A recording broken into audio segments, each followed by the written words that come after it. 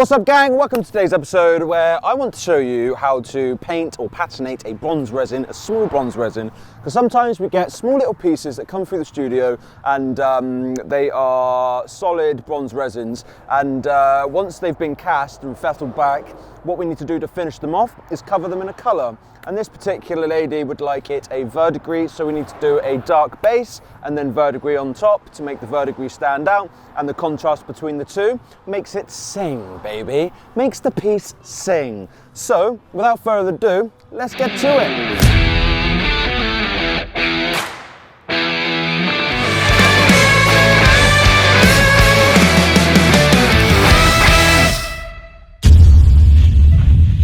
We've got these two beautiful little dogs here, and as you can see, you've got this like matte bronze powdery look. Now, what we want to try and do is bring out some of the bronze powder shine, and the way to do that is by using a wire brush, and you very lightly just go over the top of the surface with the wire brush. Don't go mad. I mean, you don't need to, like, you know, take the skin off, but you can see already that this shine is coming through. And it's looking absolutely amazing in regards to like what depth you can achieve with the amount of shininess that you can bring out of the resin, yeah? So we're just gonna go over the whole thing now and just bring that bronze powder through, because essentially what you've done is you've encased the bronze powder with resin. So you've got a layer of resin over the surface, and you just need to rub it back to bring that bronze baby through. So I'm just gonna spend a little bit of time rubbing it back.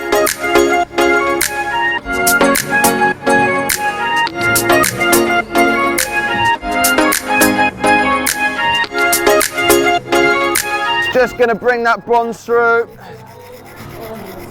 Lovely, jubbly. With bronze resins is you make sure they're nice and clean, and you know, it's all level. This is obviously an unlevel surface, but as you can see, we went on the sandpaper, leveled the bottoms of the feet, and just got to make sure everything's in order before you then cover it in paint. So the thing to do now is I've just got some burnt umber, and I've just watered it down slightly. You don't need it so thick. What I tried to do is pull some pads.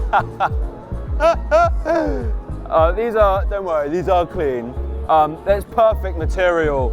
It's that slightly abrasive material, and what we're going to do is we're just going to flood this sculpture, because it's got loads of nooks and crannies in here. You really want it to be completely covered, because when it's dry, sometimes you get little white patches right in the creases, and you don't want to see that because it just looks like what it is. So we're just going to go around the whole thing now and flood all of the bits under the armpits. Start at the bottom. Just gonna flood it in there, because then it really does capture all those hard to reach places, and just massage it all in. You can already see that bronze powder coming through. But again, it's all about layers, guys. Patina is all about layers. Onions have layers. Ogres have layers. Onions have layers. You get it. We both have layers. And you start off with your base color, and then you work your way up.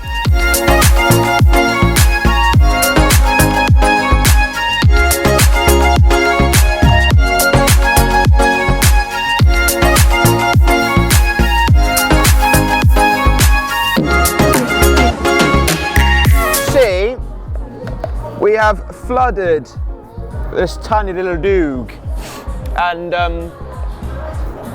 what I'm going to do now is just drip into all those areas that you can't necessarily reach to. Take my clean pants, just rub back the tops for a minute. So this piece is going verdigris, all right? So ideally, to start with a verdigris, you just want to start off with a dark base. Again, it all depends on what sort of verdigris you want to go for, but what I like to try and do is just create a dark base for the verdigris to stand out, because otherwise it can look very flat, a little bit cold, and you want to have that sort of dark burnt umber underneath, because it brings out the warmthness, and the two together, they complement one another. So I'm just going to go grab a lighter, because I just want to slightly heat this up. Just got around the back there. Just want to slightly heat it up, get it nice and warm, and get this paint sort of dry on here. Otherwise you put wet paint on wet paint and it just turns into more brown.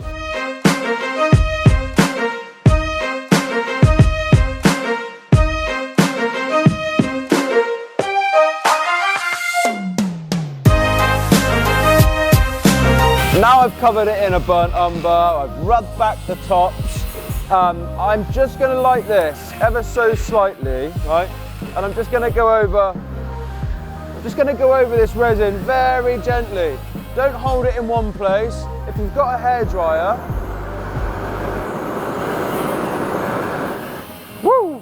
If you've got a hairdryer, use a hairdryer. If you've got a heat gun, use a heat gun.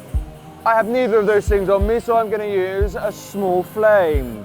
And I know what you're probably thinking, what are you doing?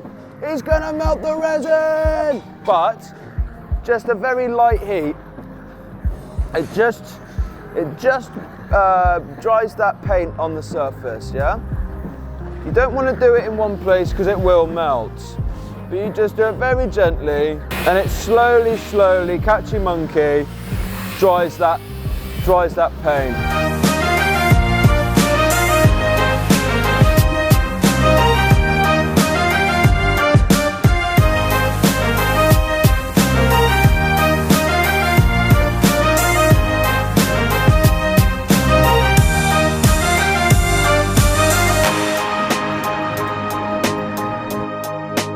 So gang, now this is dry, I'm just going to give it a light coating of this sort of clear acrylic lacquer from a company called Simonize. I recommend this stuff for this sort of job. It's perfect. A little light coating. If you do too much, nothing tends to stick to it. It ends up beading off. It's that good. So I literally do a couple pumps each side and then let that sort of dry.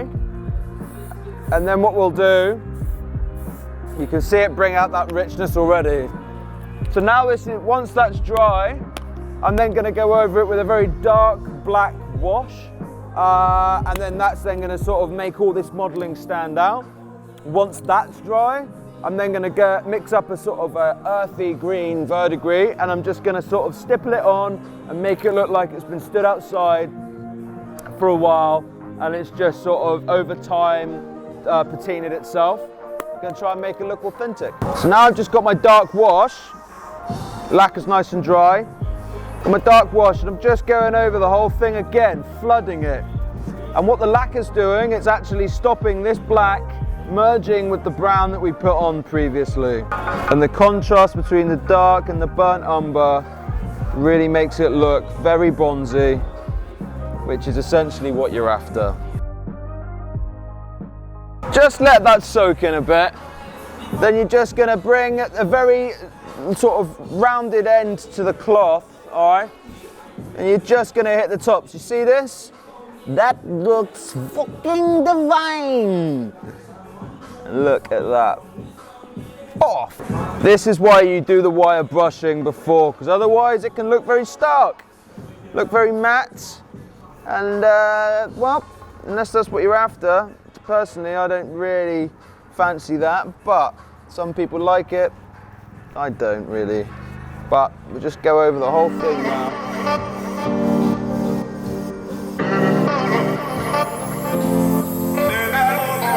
It's been way too long, I've been building walls around me. Keep my distance so you never know too much about me. Trying to keep you out cause I love my safe space. But the problem is I never looked into my own face. Am I ashamed of myself? Am I afraid of my emotions?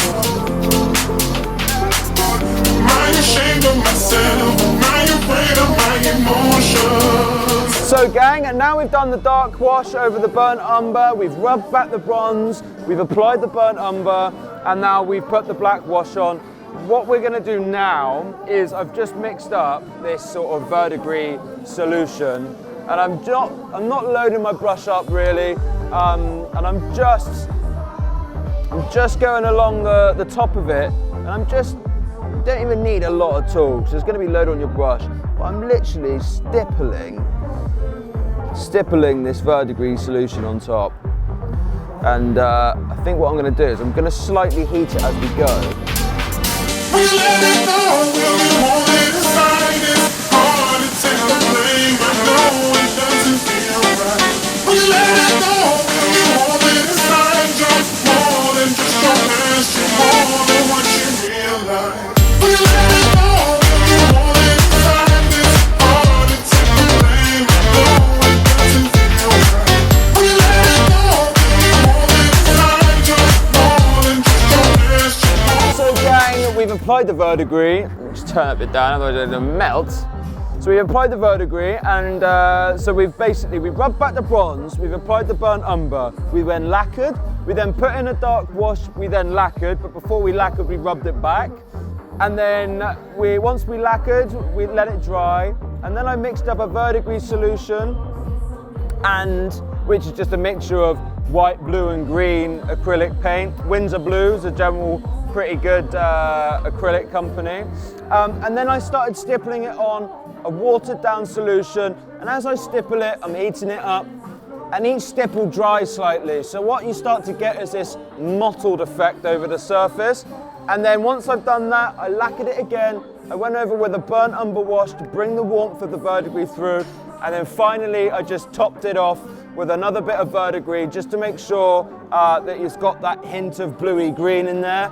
And actually, this is the final result. I want to wax it. I've not waxed it yet, but as you can see, it goes from light to dark as if it's been rained on.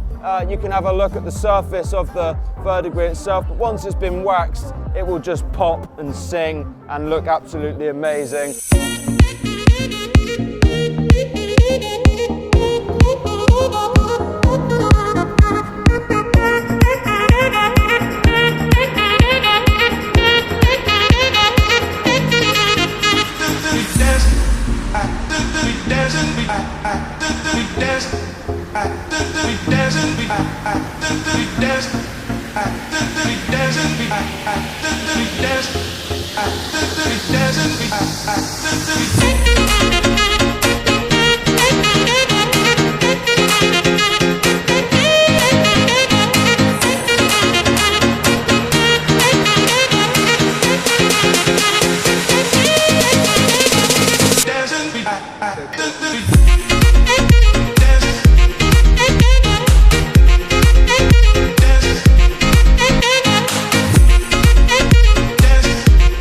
What's up gang, and thank you for watching today's episode where we took you through step by step on how to patinate or paint a small bronze resin. If you wish to know any more tricks or tips, comment down below, let us know what you want to see, and then we'll try and do a video on that. But we've got so much in store for you guys, so stick around if you want to know more. So until next week, we'll see you there. That you want to know, or if you think that you want to sort of